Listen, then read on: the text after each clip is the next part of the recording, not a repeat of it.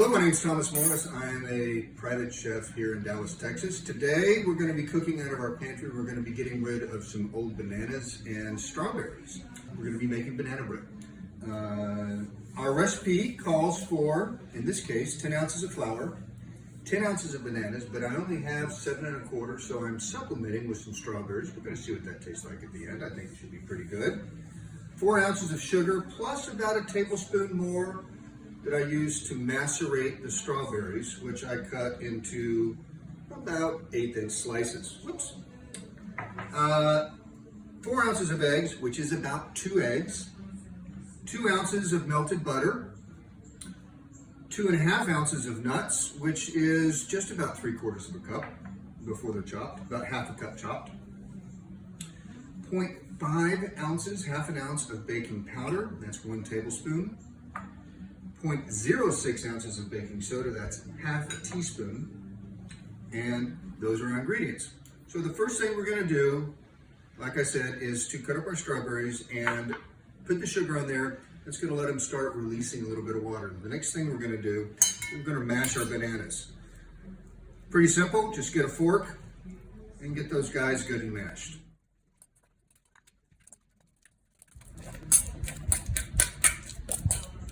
Now that our bananas are good and mashed, we've got a nice gooey paste. By the way, if you got a kid, that's probably an excellent job. Next thing we're gonna do is we're gonna sift our dry ingredients together. So I've got my flour measured out. I'm gonna put it into here, and I'm gonna add my soda and my powder. We'll just shake that in. And if you have a sifter, you know, the little grinder one, obviously that works just as well, but what we're doing here is we're just sifting through like that. Make certain everything gets nice and mixed up. Thomas, if you don't have a sifter, can you just stir it? You can't just stir it with a whisk. All right, because it doesn't sift as well, I'm now gonna add that. Get that stirred in. That was the sugar. I'm gonna add my chopped pecans. I'm gonna add my 2 eggs. 1 and 2. Strawberries.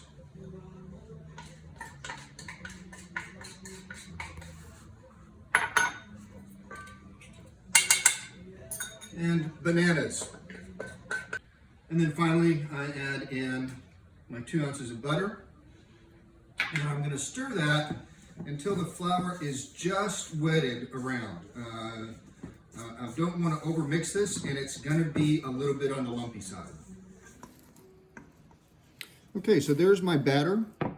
You can see it's pretty lumpy. It actually, for me, I think is a little bit on the dry side now that I get it mixed up. And so I'm going to go and add just a scotch of water, probably about a tablespoon of water, just to loosen that up a little bit.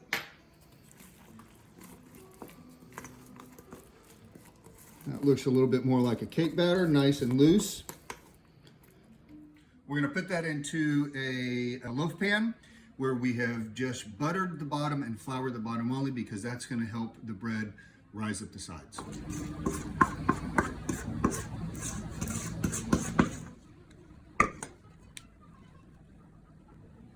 So now my bread's in the pan, goes about halfway up. I'm gonna put it in a 375-degree oven. I'm not gonna use convection bake, because all that will do is dry out the top and not cook the innards as much as it needs to.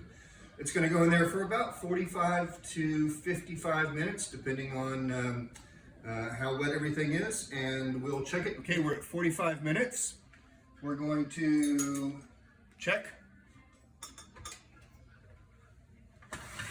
Looks good. Put a knife in, comes out clean. So that is ready to come out of the pan. You can see how it's climbed up the edges, but then pulled away a little bit. There's a slight caramelization on some of the parts where the strawberries were up against the edge of the pan.